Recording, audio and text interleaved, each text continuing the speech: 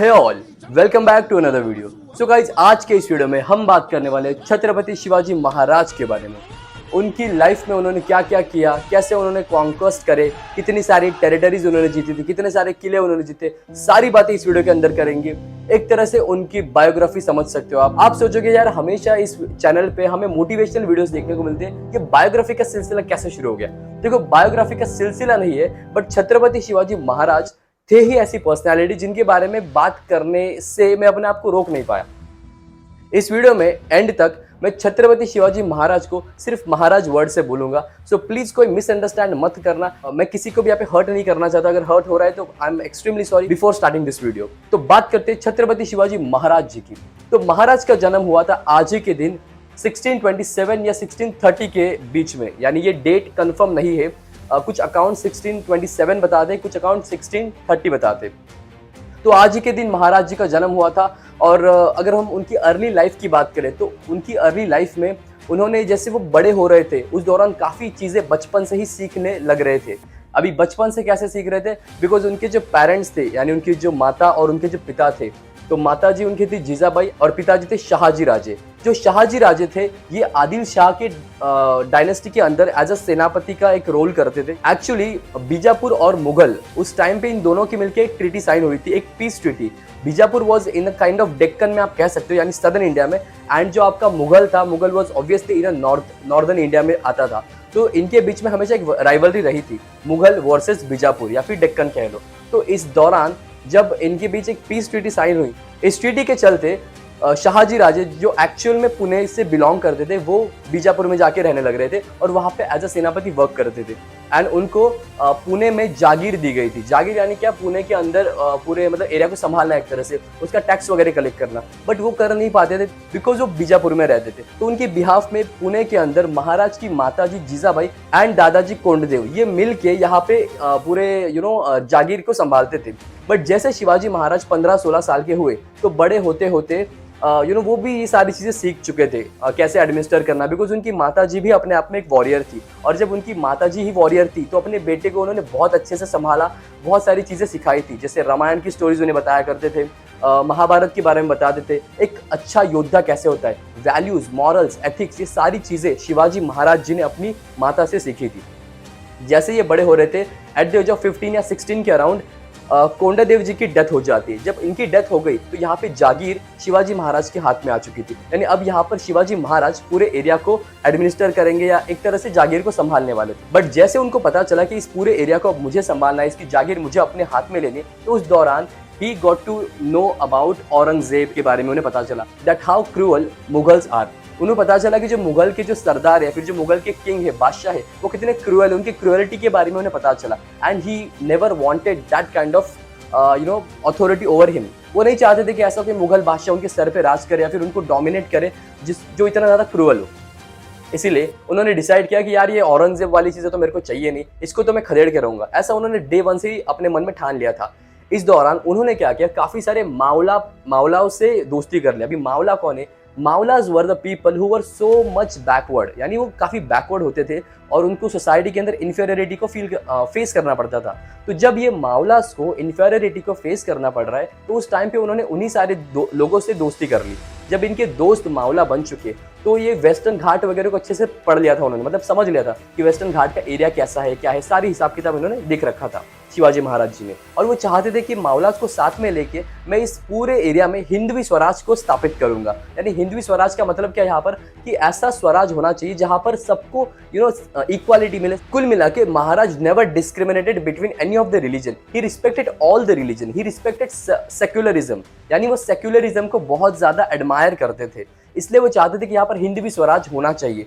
1645 की बात है, जब वो सिर्फ 15-16 साल के थे, उस दौरान उन्होंने तोरणा फोर्ट जीता था। अब ये फोर्ट उन्होंने डिप्लोमेसी के साथ जीता था। See Maharaj was very much diplomat. Diplomat का मतलब क्या है? वो अपने एंड से चाहते थे कि कभी भी किसी तरह का वॉर वगैरह ना हो, बिकॉज वो खुद वायलेंट नहीं होना पसंद करते थे। जब तोरणा जीतने की बारी आई तब उन्होंने क्या किया, इनायत खान को ब्राइब दिया। सोचो 15 साल का बच्चा एक इतने बड़े बादशाह को ब्राइब दे करके उससे एक फोर्ट जीत रहा है, तो ये उनकी पहली विक्ट्री थी एट द एज ऑफ 15 और 16 के अराउंड। उसके बाद उन्होंने चाकण जीता, कोंढाना जीता और बहुत सारे फोर्ट जीते ऐसे ही ब्राइब दे करके, यानी कुल मिला के डिप्लोमेसी के साथ, बिना किसी वॉर के। जस्ट इमेजिन, ये पहला ऐसा राजा था जिसने बिना किसी वॉर लड़े बहुत सारे फोर्ट्स जीत रखे थे। जैसे ही आदिल शाही डायनेस्टी को पता चलता है कि शिवाजी महाराज यहाँ पर ये सारी चीजें कर रहे हैं, उस दौरान उन्होंने उनके पिताजी को यानी शाहजी राजे को खबर दे दी कि यार ये आपका बेटा क्या कर रहा है, आपके बेटे को समझ नहीं आ रहा है, आप हमारे यहाँ पे काम कर रहे हो और ये हमसे पंगे ले रहा है, यानी हमारे जो फोर्ट्स है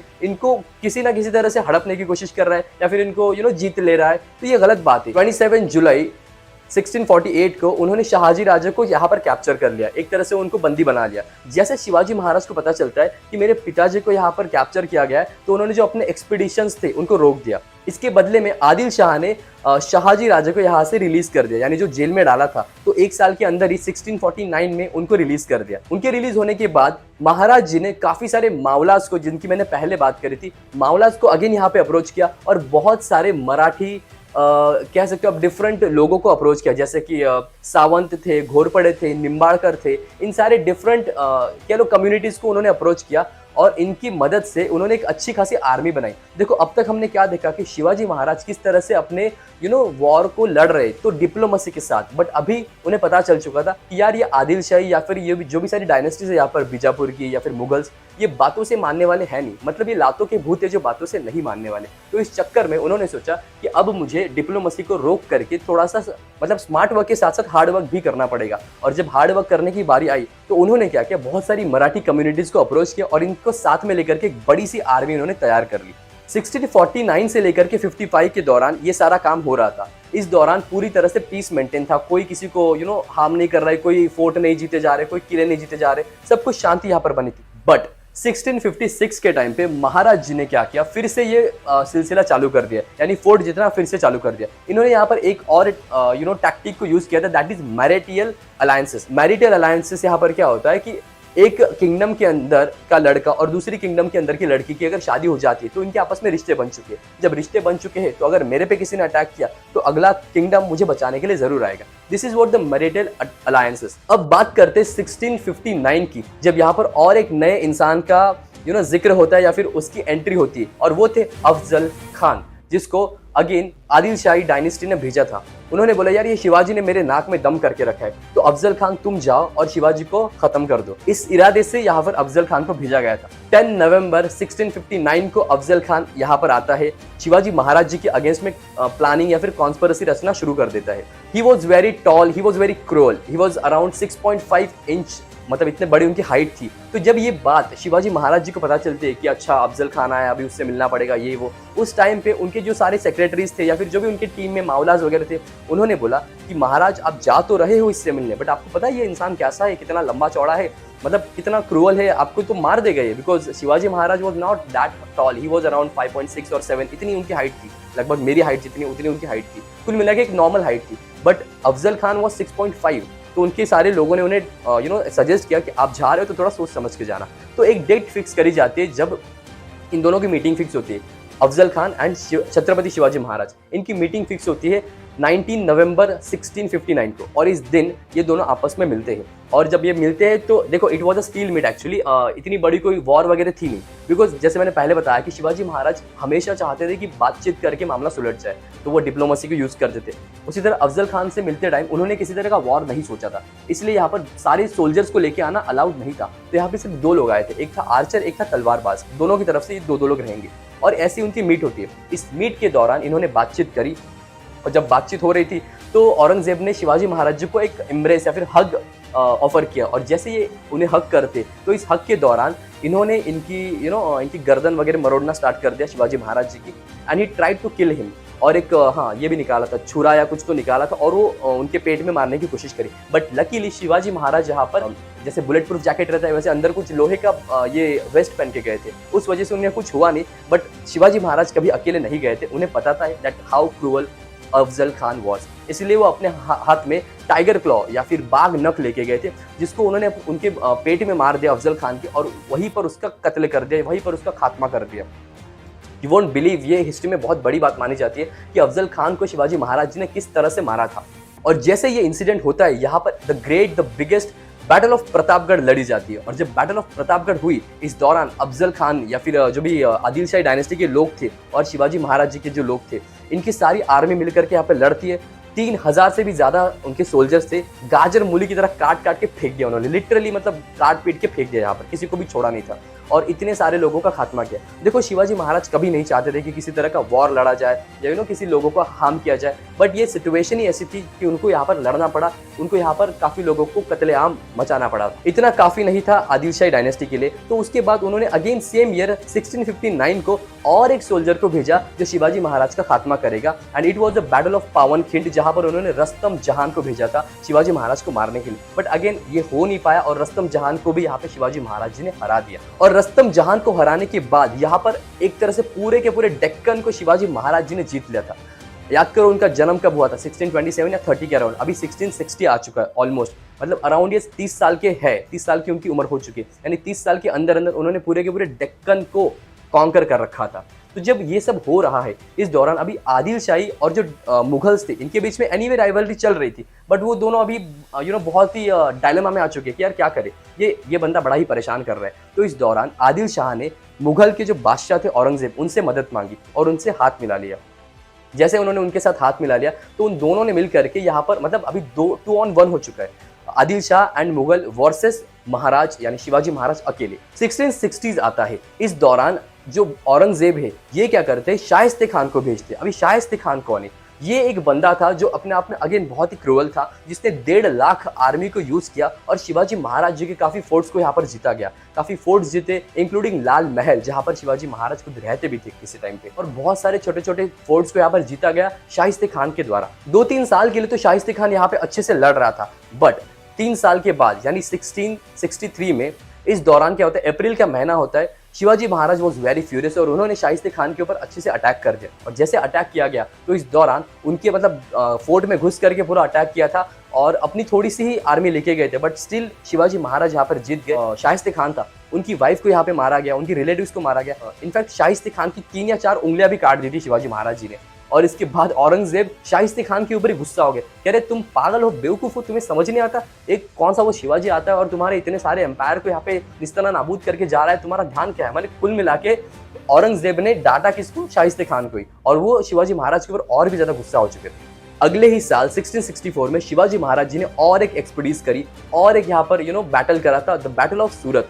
5 जैन 1664 को ये बैटल ऑफ सूरत लड़ी गई थी बिटवीन शिवाजी महाराज एंड इनायत खान। तो बहुत सारी लूट मचाई और बताया था अपने आर्मीज को कि भैया आप किसी भी सिविलियन को मत मारना, यानी किसी भी इंसान का नुकसान मत करना बिना किसी गलती के। कुल मिला के अगर आप वॉर कर रहे हो तो आप उन्हीं को मारो जो वॉर के अंदर है, वॉर के बाहर के लोगों को मारने के लिए शिवाजी महाराज जी हमेशा मना करते थे। अगले साल की बात है 11 जून 1665। इस साल को मिर्जा राजा जयसिंह वर्सेस शिवाजी महाराज, इनके बीच में अगेन एक बैटल लड़ा जाता है, बैटल ऑफ पुरंदर। इस वॉर को लड़ते टाइम पे शिवाजी महाराज थोड़े से वीक पड़ गए और इस वॉर को वो अनफॉर्चुनेटली हार जाते और औरंगजेब के सामने उन्हें सरेंडर करना पड़ता है। जब वो यहाँ पर हारते हैं, सरेंडर करते, उसके बाद 23 फोर्ट्स उन्होंने औरंगजेब को दे दिए थे हारने की वजह से, एंड कुछ 4 लाख हुन या फिर 4 लाख गोल्ड कॉइन्स का उन्होंने एज ए वॉर इंडेमनिटी के द्वारा दिए थे। यानी वॉर इंडेमनिटी क्या होता है कि आपने वॉर लड़ने के लिए मजबूर किया तो अभी उसका पैसा आप निकालो, that is what war indemnity. ऐसे उनको इतना सारा नुकसान झेलना पड़ा था। यहाँ पर एक ट्रीटी साइन करी जाती है, ट्रीटी ऑफ पुरंदर। ये ट्रीटी क्या बताती है कि शिवाजी महाराज एंड जो मुगल्स है, इनके बीच में अब एक ट्रीटी है, संधि है। ये संधि बता रही है कि जो मराठा एम्पायर है आगे से मुगल का एज ए वसाल बन के रहेगा। वसाल मीन्स व्हाट, कि उनके अंडर रहेगा और ज्यादा हाथ पैर नहीं मारेगा। और जो संभाजी राजे थे, संभाजी राजे शिवाजी महाराज जी के बेटे, उन्हें यहाँ पर एक मनसबदार भी बनाया जाता है जो कि बेरार में रहेगा और वहाँ का जो भी मतलब जागीर वगैरह उन्हें दी जाती है। अगले ही साल 1666 में औरंगजेब का बर्थडे होता है, यानी उनके जन्मदिन के दिन यहाँ पर बहुत सारे लोगों को बुलाया जाता है आगरा फोर्ट के अंदर और शिवाजी महाराज जी को भी इन्वाइट किया जाता है। और यहाँ पर देखो, औरंगजेब ने बड़े प्यार से नहीं बुलाया था शिवाजी महाराज को, he wanted to humiliate Shivaji Maharaj.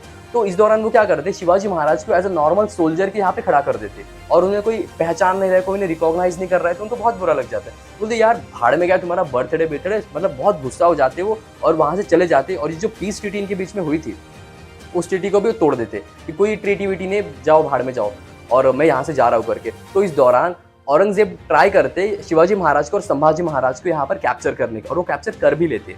But Shivaji Maharaj इतने भोले भाले तो थे नहीं, या फिर इतने बेवकूफ तो थे नहीं कि वो औरंगजेब उन्हें कैप्चर कर लेंगे और वहीं पे रह जाएंगे। एक्चुअली औरंगजेब का एक्चुअल प्लान था कि इन्हें कैप्चर कर ले और कंधार भेज दे, अफगानिस्तान, हमेशा हमेशा के लिए, यानी ना रहेगी बांस ना बजेगी बांसुरी, ऐसा वो करना चाहते थे कि शिवाजी महाराज का अस्तित्व ही मिटा देंगे। बट ऐसा हो नहीं पाया और शिवाजी महाराज जी ने क्या किया, यहाँ पर एज अ मिठाई वाले का भेस करके और संभाजी राजे को बॉक्स में छुपा के जो जहां पर भी उनको कैप्चर करा गया था वहां से निकल जाते। नाउ 1668 और 1-2 साल आगे की बात, यहाँ पर क्या होता है, 2 साल के बाद फिर से यहाँ पर एक ट्रीटी साइन करी जाती है। अगेन एक पीस ट्रीटी रहती है। जसवंत सिंह करके कोई थे, इन्होंने इस ट्रीटी को ऑर्गेनाइज किया था, यानी ये मीटिंग ऑर्गेनाइज करी थी जहां पर ये ट्रीटी साइन करी जाएगी, जहां पर औरंगजेब शिवाजी महाराज को एज अ किंग करके एक्सेप्ट कर लेते। देखो इससे पहले क्या बोला था, वसाल स्टेट रहोगे, तुम हमारे अंडर रहोगे, बट अभी क्या कह रहे, I accept you as a king and Sambhaji Raje को फिर से मनसबदारी दी जाती है।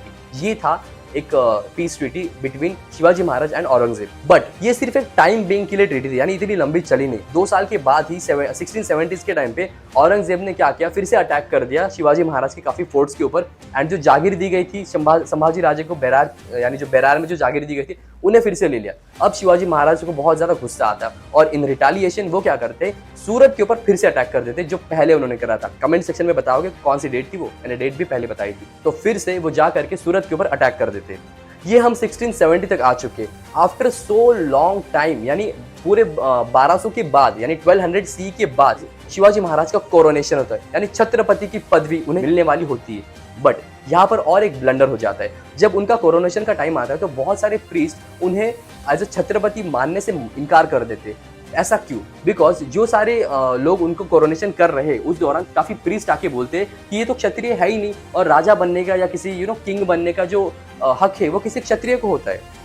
ही इज नॉट अ क्षत्रिय। कुछ लोग कहते हैं कि ये तो एक विलेज का हेडमैन है, कोई लोग कहते हैं कि ये तो शूद्र है, ऐसा भी बोला जाता है। ये आप लोगों को ऑफेंड होगा, बट ये सच है, वो मैं आपको बता रहा हूँ कि बहुत सारे लोगों ने उन्हें एज अ शूद्र भी बोला था। बट वहां पर और एक प्रीस्ट आते जिनका नाम था बालाजी आवाजी। ये आकर के बताते कि बिल्कुल भी नहीं, शिवाजी महाराज एक मेवाड़ के सिसोदिया डायनेस्टी के डिसेंडेंट है एंड ही इज अ क्षत्रिय। और ऐसा बोलने के बाद सारे लोग बिलीव कर रहे थे कि yes, Shivaji Maharaj is a Kshatriya. And eventually end of the day ultimately Shivaji Maharaj का कोरोनेशन हो जाता है ऑन 6 जून 1674। बट इतना काफी नहीं था। कोरोनेशन के बाद इन्हें बहुत सारी पदवियां मिलती है, जैसे कि छत्रपति शिवाजी महाराज तो मिली ही थी, साथ ही साथ इनको द पैरामाउंट ऑफ सोवरन कहा जाता है, प्लस इनको फाउंडर ऑफ एन एरा कहा जाता है, हिंदवी धर्मोधारक कहा जाता है। बहुत सारे नए नए पदवियों से इनको घोषित किया जाता है। एंड अगले कुछ साल इन्होंने डेक्कन को अच्छे से जीता। इसके बाद एंड ऑफ द डे कहा जाए तो 1680s आते आते ऑन 3 अप्रैल 1680s को at the age of 52 Chhatrapati Shivaji Maharaj की एक लंबे बीमारी के चलते डेथ हो जाती है और हमने एक बहुत बड़े राजा को यहाँ पर खो दिया। छत्रपति शिवाजी महाराज की और बात करें तो वो एक ग्रेट लीडर थे। वो एक ऐसे पर्सन थे जो सारे धर्म को हमेशा इज्जत करते थे। He was a secular person and he used to respect every single woman. वो हमेशा कहते थे कि परस्त्री माते समान, हर एक दूसरी औरत को वो अपनी माँ या अपनी बहन समझते थे। So he was really a great leader जो हमें अब तक मिला था। पूरी हिस्ट्री में अगर देखा जाए तो छत्रपति शिवाजी महाराज जैसा कोई नहीं था और ऐसी कोई चीज, ऐसी कोई क्वालिटी नहीं थी जो छत्रपति शिवाजी महाराज के अंदर नहीं थी। So we were so lucky that we had Chhatrapati Shivaji Maharaj. अगर और कुछ साल जी जाते, यानी लगभग 15-20 साल भी जी जाते, तो मुगलों को और ब्रिटिशर्स को बहुत ही पहले भगा देते। और ये सारी चीजें जो गुलामी हमने झेली 150 साल की, आई डोंट थिंक हमें कभी झेलनी पड़ती। और ये हिंदुस्तान आज पूरा का पूरा एक अखंड भारत होता छत्रपति शिवाजी महाराज के नेतृत्व के अंदर। तो छत्रपति शिवाजी महाराज के बारे में यही सारी बातें मुझे पता थी जो मैंने आपके साथ शेयर कर दी है। सो छत्रपति शिवाजी महाराज को लेकर के मेरे दिल में बहुत ज्यादा रिस्पेक्ट है। अगर मैंने गलती से कुछ भी सही गलत बोल दिया हो तो प्लीज मुझे माफ कर दीजिएगा। तो बस इस वीडियो को एंड तक देखने के लिए बहुत बहुत धन्यवाद। इस वीडियो को लाइक करो, शेयर करो, कमेंट करो, चैनल को सब्सक्राइब करो एंड स्टे ट्यून। जय हिंद, जय महाराष्ट्र।